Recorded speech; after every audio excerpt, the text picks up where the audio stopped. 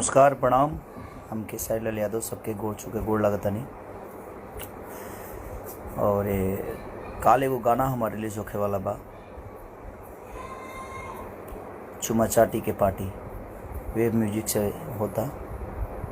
हमारा आशा ना विश्वास बाकी वाला लोग ओकरा के अपना पावर के साथ ढेर सारा मोहब्बत दे। ऐसे सारेगामा भोजपुरी से भी एगो हमार गाना रिलीज भरल जौना के वो लोग बहुत प्यार देनी।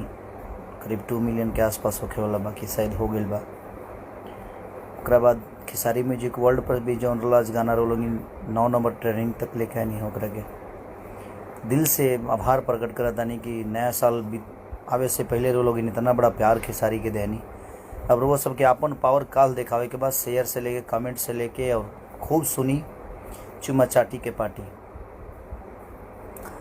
और बहुत खूबसूरत गाना बा जो उनके राइटर पवन बाबा बानी होकर और वेब म्यूजिक से रिलीज होता चुमा चाटी के पार्टी। तो रोलिंग के काल अपन पावर दिखावे के बा कि कितना मोहब्बत रोलिंग। ऐसे तो मोहब्बत रोलिंग करबे करी ले, ये काल वो सबके परीक्षा बा। काल दबा के प्यार देवे के बा। ऐसे जे काल लास्ट गाना हमारा रिलीज होता, एक बाद कोनो नया साल के गाना ना हुई। अब जौन भी हुई लोकगीत हुई उनके बीच में। तो ढेर सारा प्यार अजय सिंह राजपूत।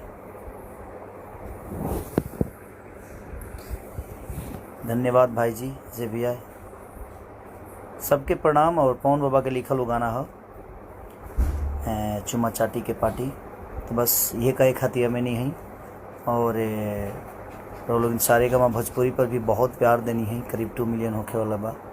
नया साल के कोनो पहला गाना बा कि मैंने इतना जोर शोर से लोग मोहब्बत देनी ओकरा के। तो दिल से प्रणाम बा और यही मोहब्बत देते रही लोग। और नया साल खातिर जितना भी लोग बा, पुराना जौन बीतल तो गड़बड़े बीतल है, लेकिन ईश्वर से प्रार्थना करब कि पूरा देश पर नया साल के एगो नया उमंग लेके आवे और नया साल में हमनी के जीवन खुशहाल कटे, 2020 की तरह ना कटे। जौन बीत गई आई कैसे, जो झर गई फुलाई कैसे। तो ठीक बा, जीवन में दुख सुख लागल रहेला सबका खातिर। तो बस हम यह कहल चाहतनी कि काल इतना प्यार दी कि हाँ लागे जहाँ यार ऐसे तो आप लोग प्यार देते ही हैं। और दिल से प्रणाम सबके, जितना लोग हमारे से जुड़ल बा लाइव में, सबके प्रणाम कि रउआ लोग अपन ख्याल रखी।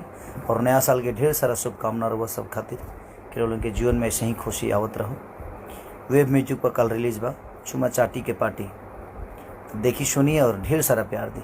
Love you all. Good night.